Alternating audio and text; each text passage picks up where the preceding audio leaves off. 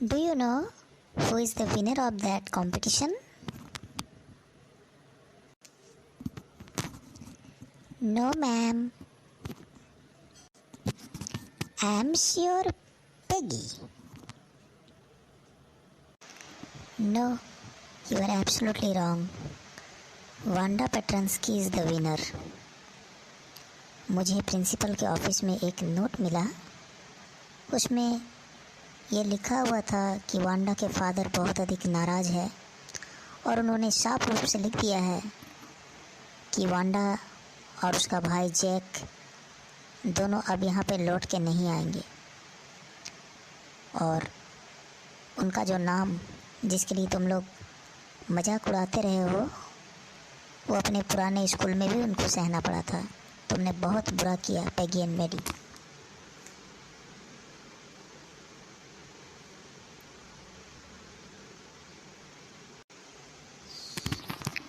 Sorry ma'am, हमें माफ़ कर दीजिए। जी मैम, सॉरी, माफ़ कर दीजिए। मेरे क्लास का कोई भी स्टूडेंट जानबूझ करके ऐसा नहीं कर सकता।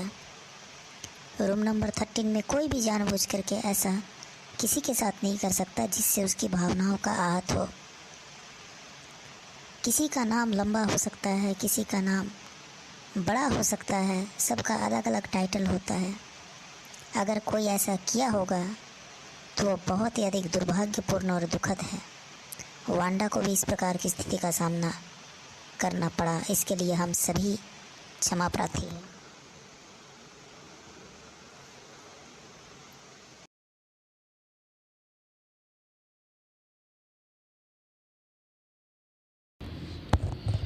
इस पूरी घटना ने तोड़ करके रख दिया था मैडी को, क्योंकि मैडी जो है शुरू से सारी बातों को जानती थी। वो ये भी जानती थी कि पेगी जो कुछ भी कर रही है वो गलत कर रही है, लेकिन वो हमेशा चुप रहती थी। क्यों चुप रहती थी? क्योंकि वो खुद पेगी के एहसानों के नीचे दबी हुई थी। पेगी के पुराने कपड़े पहनना या पेगी के साथ रहना, क्योंकि मैडी खुद एक गरीब परिवार से बिलोंग करती थी और अब उसे ये सारी चीज़ें खल रही थी। तो उसने सोचा कि अब वो ऐसा नहीं होने देगी, ना खुद करेगी ना पेगी को ऐसा करने देगी। तो वो अब पेगी को लेकर के वांडा पेट्रांस्की के घर जाने का उसने डिसीजन लिया। दोनों लड़कियां बोगेनहाइट गई। वांडा के घर पे उन्होंने नॉक किया पर अंदर से कोई आवाज़ नहीं। तो आखिरकार जो है वांडा वहाँ पे नहीं थी। पेगी को बहुत ज़्यादा अफसोस नहीं था। वो कह रही थी कि वांडा बहुत ज़्यादा नासमझ थी, क्योंकि वो बहुत ही जल्दी किसी चीज़ को अपने दिल पर ले लेती थी और उसे तो पेगी का शुक्रिया अदा करना चाहिए कि वो पेगी ही थी जो वांडा को ये चिढ़ाती थी, तो उसने इस कंपटीशन में भाग लेने का सोचा। अदरवाइज़ फिर वो इसमें भाग ही नहीं ले पाती। तो पेगी जो है ये सारी बातें देती है, जबकि मैडी पूरी तरह से इस बात से खुश नहीं थी। उसे लग रहा था कि पेगी ने जो किया बहुत गलत किया है। वांडा सॉरी, हम लोगों की वजह से तुम्हें स्कूल छोड़ करके जाना पड़ा। सबसे पहले हम माफ़ी मांगते हैं उसके लिए। तुमने जो ड्राइंग्स बनाए थे वो बहुत ही सुंदर थे। तुम अभी जहाँ पर हो वो जगह क्या तुम्हें बहुत अधिक पसंद आ रहा है? नए टीचर्स क्या तुम्हें बहुत पसंद आ रहा है? हमारी तरफ से एक दोस्ती का चिट्ठी, इसका अंत अब यही होना चाहिए। Hi my dear classmates, Christmas की छुट्टियों से पहले आखिरी दिन और एक चिट्ठी मैं लिख रही हूँ मिस मेसन को। ये चिट्ठी मैं वांडा पेट्रांस्की इसलिए भेज रही हूँ क्योंकि मैंने सोचा कि रूम नंबर 13 की जितनी भी लड़कियाँ हैं वहाँ पर जो मैंने 100 ड्रेसेस जो बनाए हैं उन 100 ड्रेसेस को वो सभी लड़कियाँ रख सकती हैं। और इसमें ख़ास तौर पर मैंने जो ड्रेस बनाई है ग्रीन कलर की वो पेगी रख सकती है, और जो मैंने ब्लू कलर की ड्रेस जो बनाई है वो मैडी रख सकती है। और जहाँ तक कि तुम दोनों ने मुझसे पूछा पेगी और मैडी कि यहाँ के टीचर्स कैसे हैं, या तो मिस मेसन की बराबरी तो कोई भी नहीं कर सकती है और मुझे किसी से कोई शिकायत नहीं है।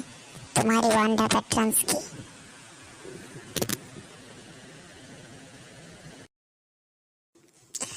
आखिरकार मैडी ने यह डिसाइड किया कि वांडा के बारे में या उसके रंग उड़ी हुए ड्रेसेस और जिस छोटे से मकान में वो रहती थी उसके बारे में वो सारा चीज़ वो अपने दिमाग में एक बार वो रिवाइंड करती है। फिर एक डिसीजन लेती है कि वो फिर कभी बिना सोचे समझे ऐसा कभी नहीं करेगी और चुपचाप खड़ी नहीं रहेगी, किसी को भी ऐसा गलत नहीं करने देगी। और ये जो पेट्रांस्की, जो ये एक अजीब सा नाम है जिसको लेकर के बहुत सारे लोगों ने, खास तौर पर पेगी ने वांडा को जो इतना चिढ़ाया, अपमान किया उसका, इसके लिए वो कभी भी पेगी को माफ़ नहीं करेगी। वो खड़ी होकर के इसके अगेंस्ट में बोलेगी और इसका विरोध करेगी, चाहे इसके लिए पेगी की दोस्ती उसे क्यों ना तोड़नी पड़े।